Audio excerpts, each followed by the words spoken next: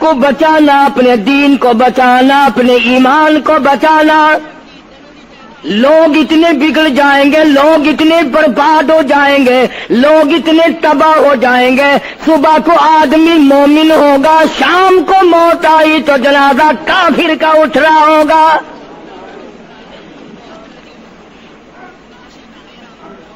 ارشاد فرمایا محمد عربی صلی اللہ تعالی علیہ وسلم نے، او لوگوں،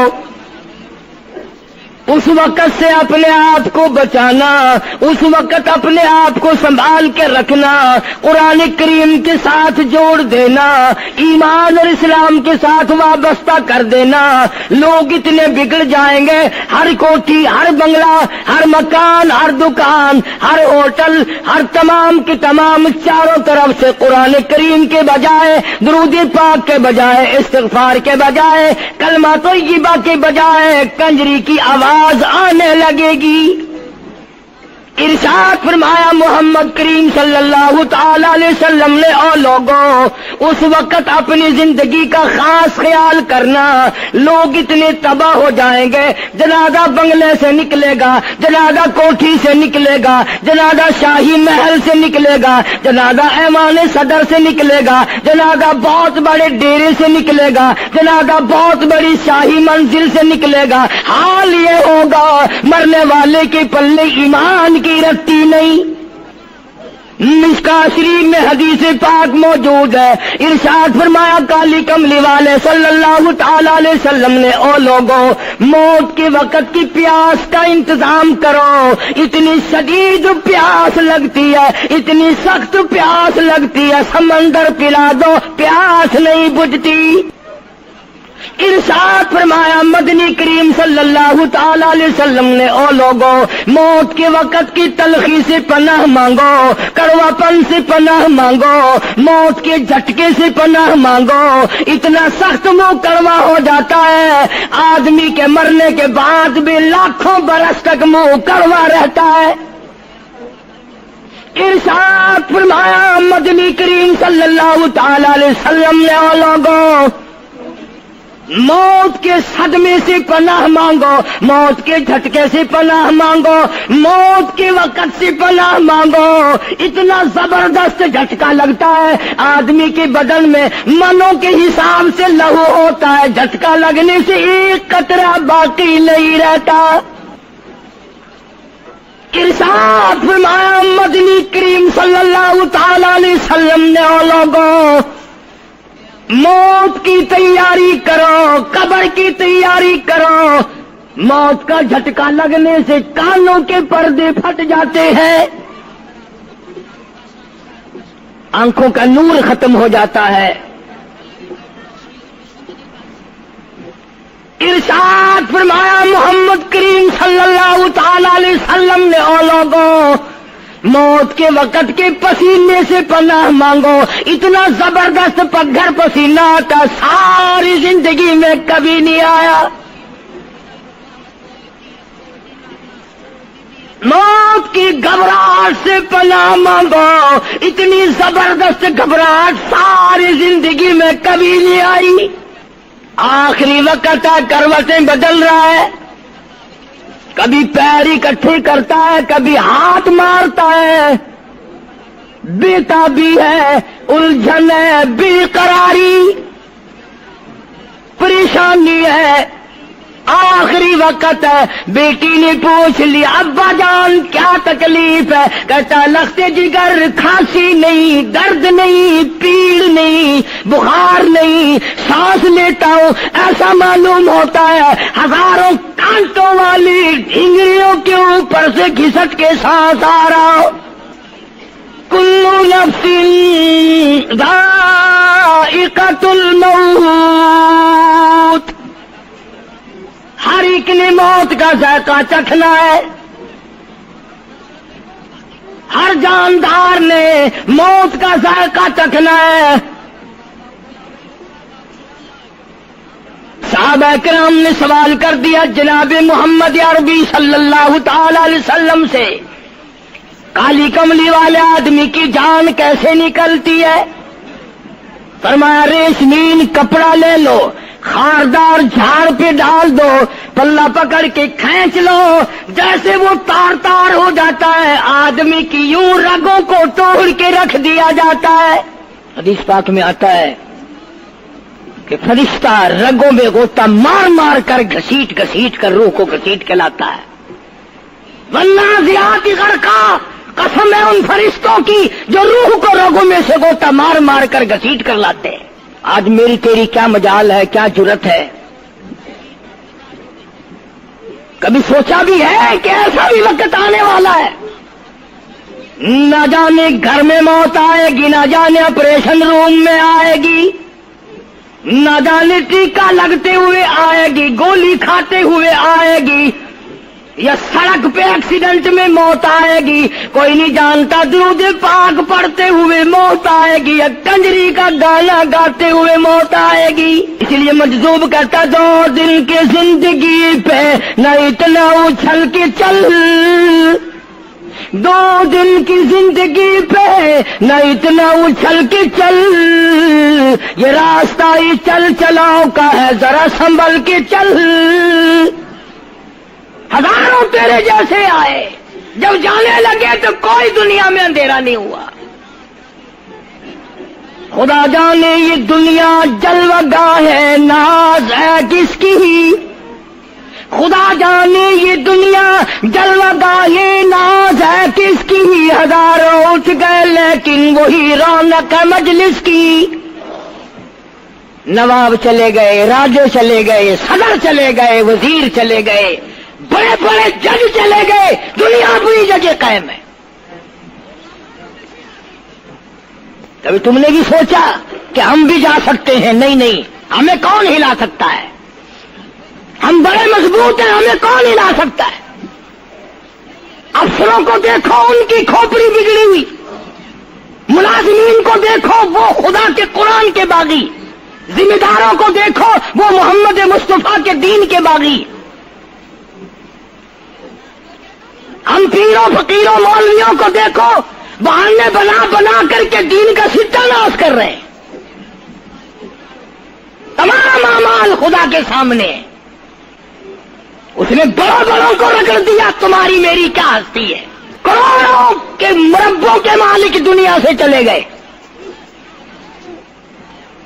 لاہور انارکلی میں چلے جاؤ، قطب الدین ایبک کی قبر پہ جا کے دیکھو، جس کا ایک حکم ملتے ہی در خیبر سے چاٹا گام کی پہاڑیوں تک لرزہ مچ جاتا تھا۔ وہاں جا کے دیکھو لکھا، جن کی ڈنکی سے گرجتے تھے زمین و آسمان، جن کے ڈنکے سے گرجتے تھے زمین و آسمان، اور گھاس ہے ان کی قبر پر اور نشان کچھ بھی نہیں، جھاڑ ہے ان کی قبر پر اور نشان کچھ بھی نہیں۔ بادشاہوں کی قبروں پہ جھاڑ کھڑے ہیں، بڑی بڑی رانیوں کی قبروں پہ جھاڑ کھڑے ہیں، بڑی بڑی ملکاؤں کی قبروں پہ درخت کھڑے ہیں، بڑی بڑی حسین آنکھوں کو کیڑوں نے کھا کے ختم کر دیا، ایسے ایسے لب سرخ باریک پتلے لب کیڑوں نے کھا کے مکا دیے۔ اسی لیے قرآن کریم للکار کے کہتا ہے، فرمایا وَنُفِخَ فِي الصُّورِ فَإِذَا هُم مِّنَ الْأَجْدَاثِ إِلَىٰ رَبِّهِمْ يَنسِلُونَ۔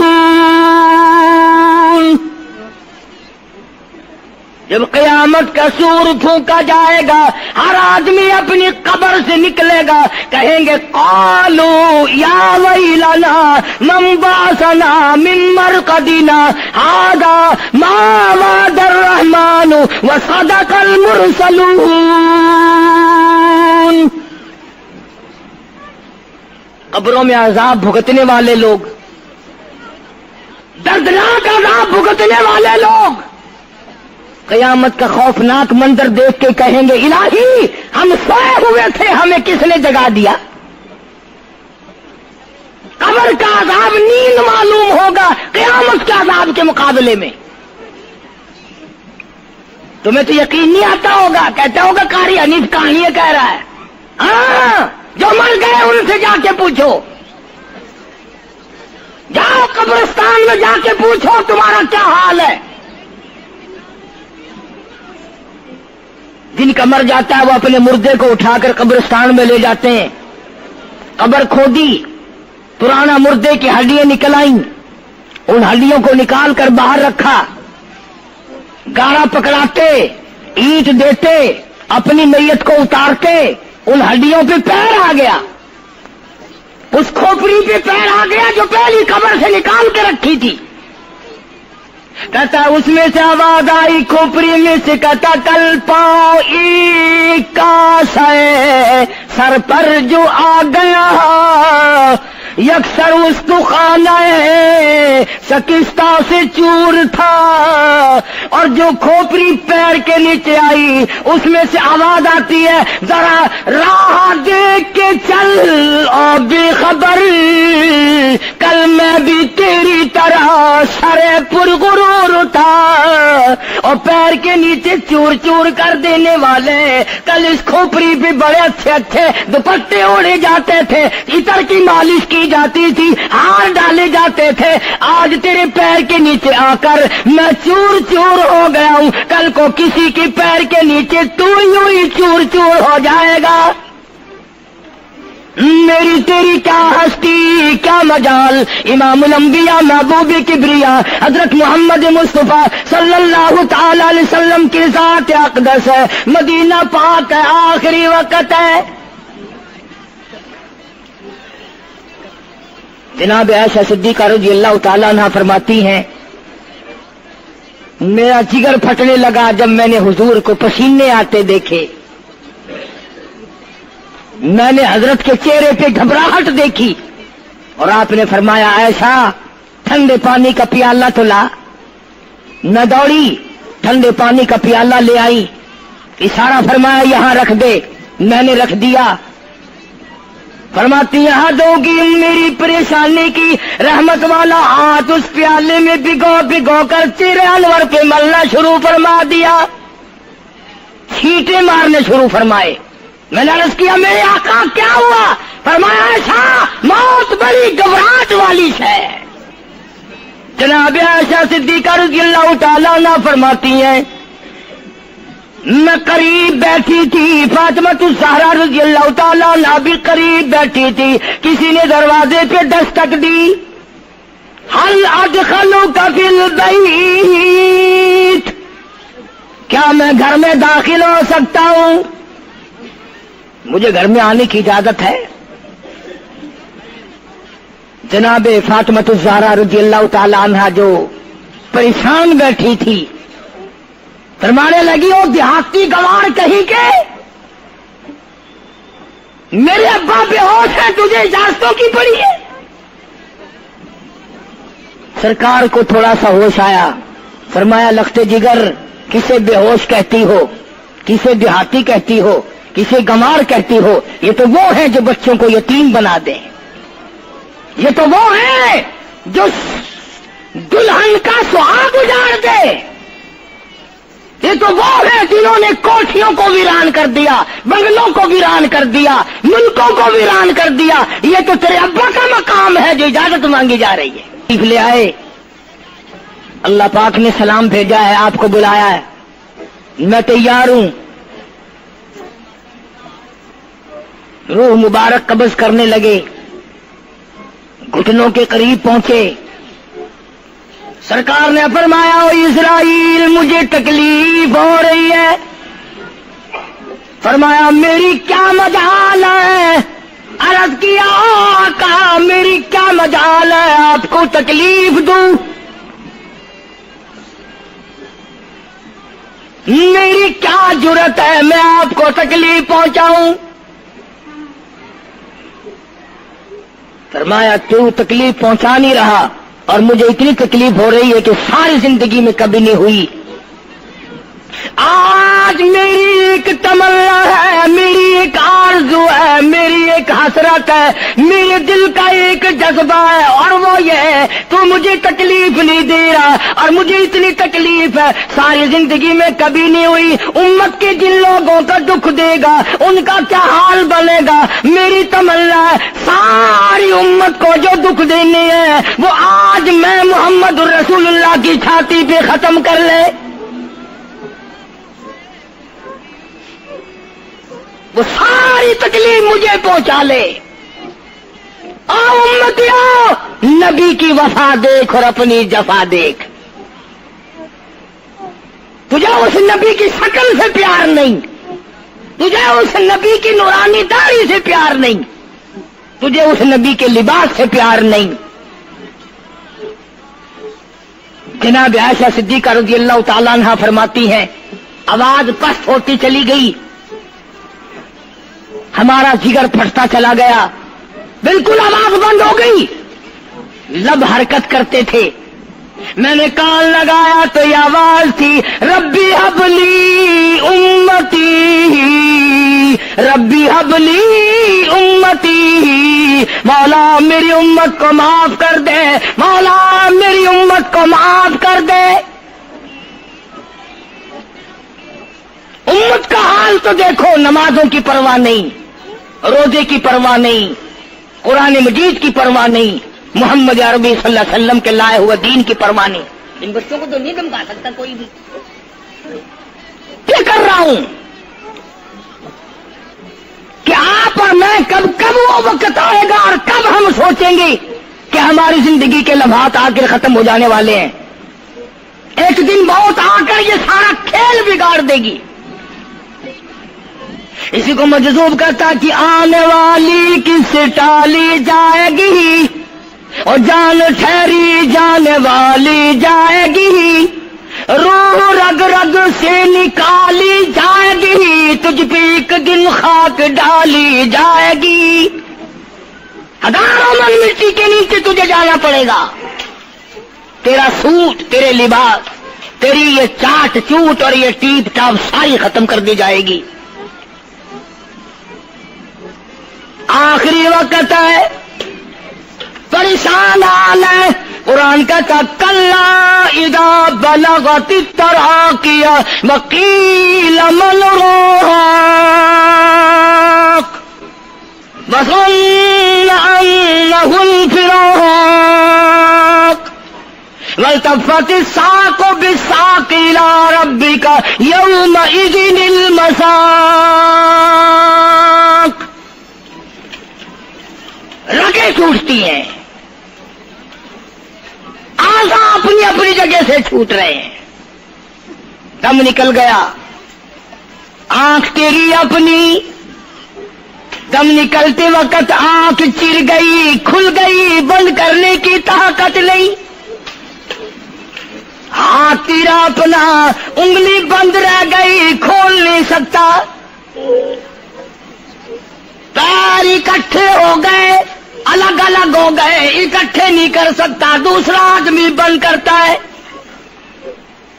یہ منہ جس سے حکم دیتا ہے، جس سے کتابیں پڑھتا ہے، جس سے سارا دن گانے گاتا ہے، جس منہ سے درود پاک پڑھتا ہے، تیرا منہ ہے، دم نکلتے وقت اگر منہ چر گیا، بند کرنے کی طاقت نہیں، اپنا منہ خود بند نہیں کر سکتا، کتنا مجبور ہے، کمانڈر ان چیف ہے جس کے حکم سے پوری فوج میں بھگدڑ مچ جاتی تھی، آج مرا پڑا ہے، آنکھ نہیں بند کر سکتا،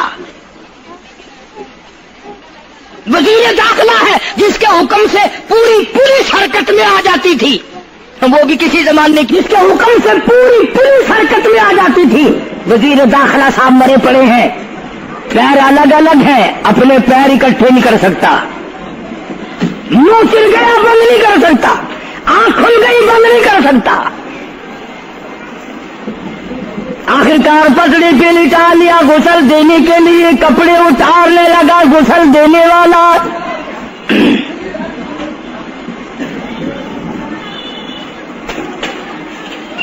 اب اس طرف کا کوئی آدمی جانتے یہ کہ ٹولنا ہے بدماشوں کا جو باہر ہے،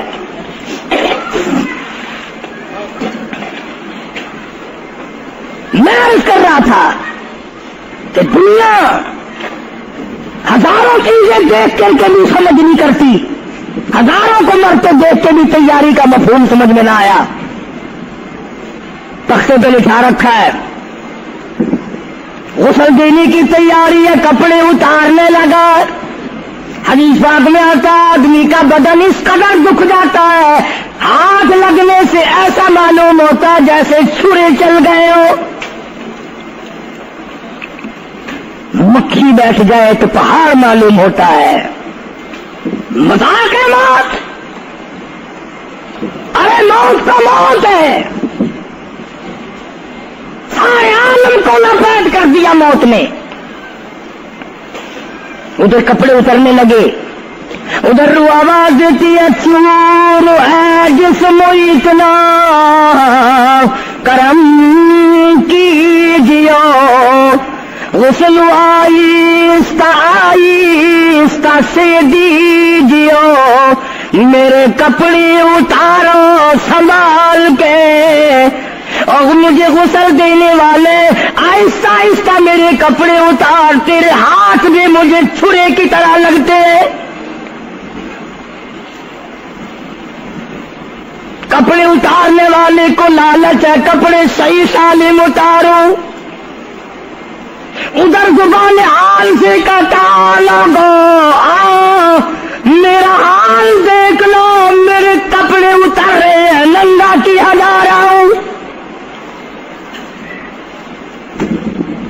عورت کی میت ہے، آواز لگاتی ہے، زبان حال سے کہتی ہے آؤ سہیلیو، او میری بہنوں آؤ، میرے سوٹ اترتے دیکھو، میرا زیور اترتا دیکھو، میری ناک کا زیور اترتا دیکھو، میری چوڑیاں ٹوٹتی دیکھو، ان با قبیلہ چھوڑ کے واری، سچے گھر کی کر تیاری، یہ نہ سمجھنا اکیلی سدھاری، سبھی چلیں گے باری باری، آج میرا نمبر ہے کل کو تیرا نمبر ہے،